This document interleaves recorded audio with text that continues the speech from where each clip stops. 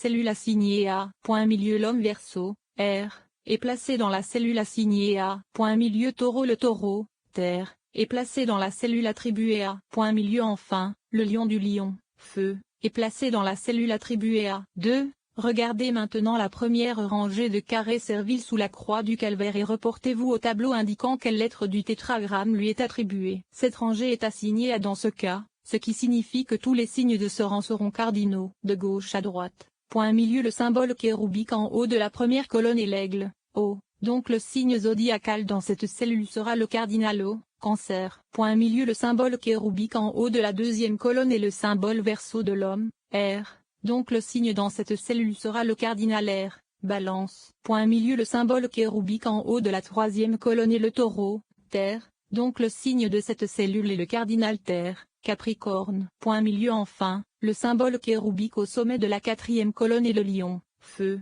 Donc le signe de cette cellule est le Feu cardinal, le Bélier. 3. Passant au deuxième rang des carrés serviteurs, nos tableaux montrent que la lettre est assignée à ce rang. Aucun signe du zodiaque n'est associé à cette lettre du tétragramme. Nous y plaçons donc simplement les symboles des éléments, de gauche à droite. Point milieu cette première colonne est toujours la colonne O, donc cette cellule aura le symbole de l'eau. Point milieu la deuxième colonne est la colonne R, donc cette cellule aura le symbole pour R. Point milieu la troisième colonne est la colonne Terre, donc cette cellule sera la Terre, pour laquelle l'aube dorée a utilisé le symbole de Saturne. Point milieu la quatrième colonne est la colonne du Feu, donc cette cellule aura le symbole du Feu. 4. Passons au troisième rang de carrés servants. Nos graphiques montrent que la lettre est assignée à ce rang, donc tous les signes de ce rang seront mutables, de gauche à droite. Point milieu la première colonne est celle de l'eau, donc cette cellule sera de l'eau mutable, Poisson. Point milieu la deuxième colonne est celle de l'air, donc cette cellule sera de l'air mutable,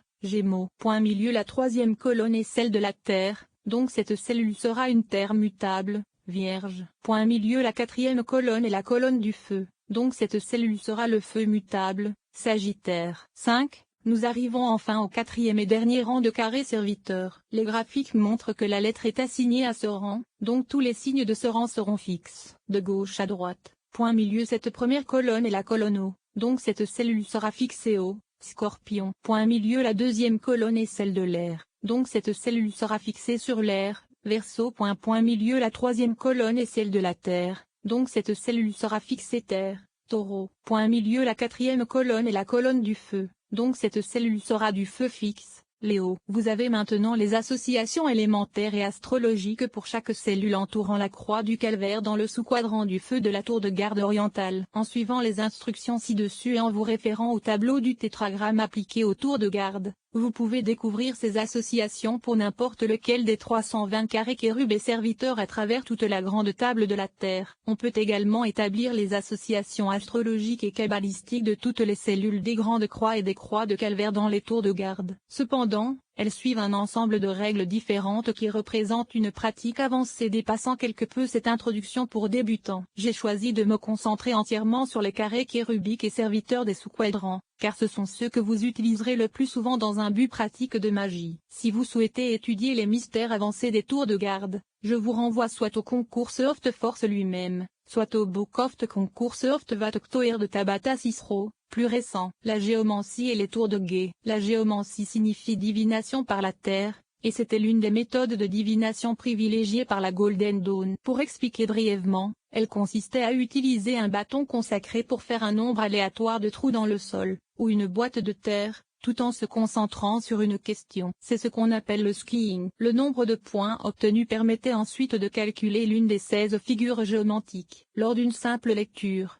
cette opération n'était effectuée qu'une seule fois, et la figure géomantique qui en résultait constituait la réponse à la question posée. Chaque figure avait une signification propre, et était associée à un signe astrologique et à un élément qui permettait d'éclairer davantage la réponse. Dans une pratique plus complexe, le devin répète plusieurs fois le processus de quadrillage, et le groupe de figures géomantiques ainsi obtenues est placé sur un tableau zodiacal, en fonction de leurs associations astrologiques. Celui-ci est alors interprété comme n'importe quel tableau zodiacal afin de trouver une réponse détaillée à la question posée. Lorsqu'il s'agit du Néo en Oceana de Golden Dawn, ce sont les associations astrologiques des 16 figures géomantiques qui sont importantes. Une fois que vous connaissez les forces zodiacales élémentaires assignées à une cellule donnée d'une tour de guet, vous pouvez facilement rechercher la figure géomantique qui lui est associée et qui sera inscrite sur l'un des côtés de la pyramide tronquée de cette cellule. Le tableau suivant montre les figures géomantiques avec leurs noms, leur signification et leurs associations astrologiques. Tableau 52. Les figures géomantiques, le tarot et les tours de garde. La Golden Dawn a également attribué des attributs astrologiques et élémentaires à toutes les cartes du tarot,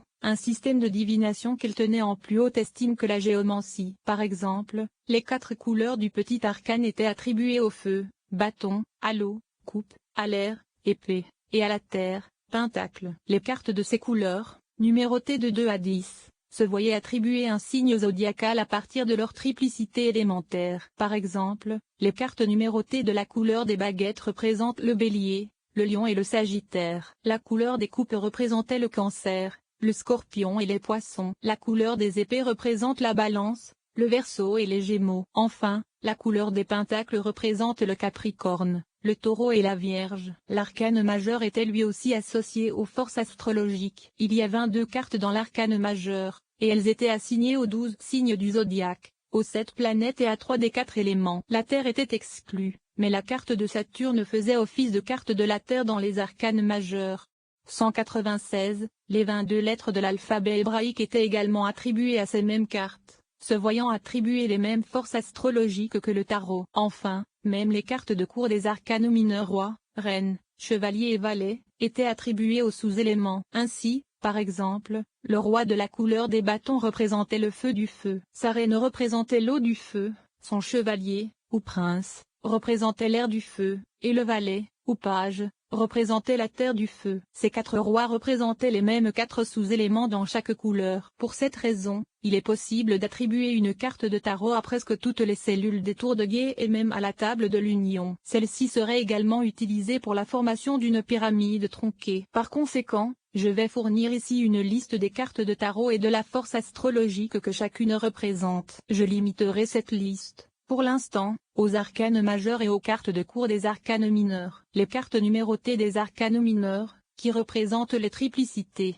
sont réservées à un travail énochien avancé. Tableau 53, correspondance des lettres hébraïques. J'ai déjà expliqué comment la Golden Dawn attribuait les éléments et sous-éléments à la table de l'union. Dans le tableau suivant, j'ai illustré comment les 16 cartes de cour, et les 4 A, des arcanes mineurs y sont appliquées. Table 54. Le tarot et la table de l'union. Dans le chapitre suivant, je décrirai comment utiliser les associations astrologiques pour les carrés de la Huatctoé, ainsi que les listes et les tableaux ci-dessus, pour construire les pyramides tronquées. J'expliquerai également comment créer des figures talismaniques associées, puis je décrirai comment les utiliser ensemble dans une cérémonie magique. Les 48 appels angéliques et les Huatctoé. Dans la première partie de ce livre, j'ai expliqué l'origine et l'utilisation originale des 48 invocations angéliques. Il s'agissait d'invocations destinées à ouvrir les portes des 48 tables du livre de Loat et à en appeler les anges. Le système donné pour cela était appelé jeu Bofal par les anges dans les archives de Di. Cependant, les premiers adeptes de la Golden Dawn ne connaissaient pas jeu Bofal et ont supposé que les appels étaient destinés à invoquer les anges des 4 tours de garde. Ils ont donc créé leur propre système dans lequel les appels sont associés aux tours de guet et à leurs sous-quadrants, ainsi qu'à la table d'union. C'est l'un des principaux points de désaccord entre les praticiens dits puristes et néo-énochiens,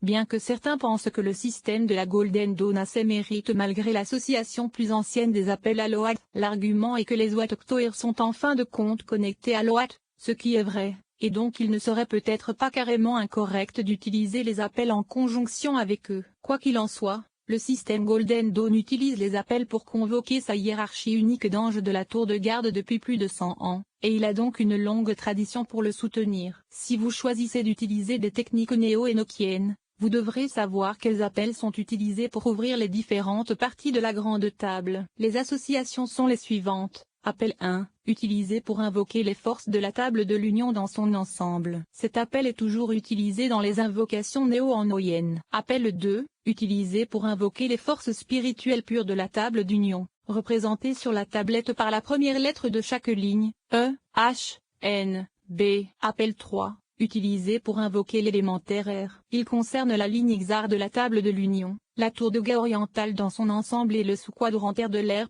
Appel 4, utilisé pour invoquer l'eau élémentaire. Il se rapporte à la ligne comma de la table de l'union, à la tour de guet occidentale dans son ensemble et au sous-quadrant haut de l'eau. Appel 5. Utilisé pour invoquer l'élémentaire terre. Il se rapporte à la ligne Nanta de la table de l'Union, à la tour de guet du nord dans son ensemble et au sous-quadrant terre de la Terre. Appel 6. Utilisé pour invoquer le feu élémentaire. Il se rapporte à la ligne Bitum de la table d'Union, à la tour de guet sud dans son ensemble et au sous-quadrant feu du feu. Appel 7. Utilisé pour invoquer le sous-quadrant haut de l'air dans la tour de guet orientale. Appel 8. Utilisé pour invoquer le sous-quadrant terre de l'air dans la tour de guet orientale. Appel 9. Utilisé pour invoquer le sous-quadrant feu de l'air dans la tour de guet orientale. Appel 10. Utilisé pour invoquer le sous-quadrant terre de l'eau dans la tour de guet occidentale. Appel 11. Utilisé pour invoquer le sous-quadrant terre de l'eau dans la tour de guet occidentale. Appel 12. Utilisé pour invoquer le sous-quadrant feu de l'eau dans la tour de guet occidentale. Appel 13. Utilisé pour invoquer le sous-quadrant terre de la Terre dans la tour de guet nord. Appel 14. Utilisé pour invoquer le sous-quadrant haut de la Terre dans la tour de guet nord. Appel 15.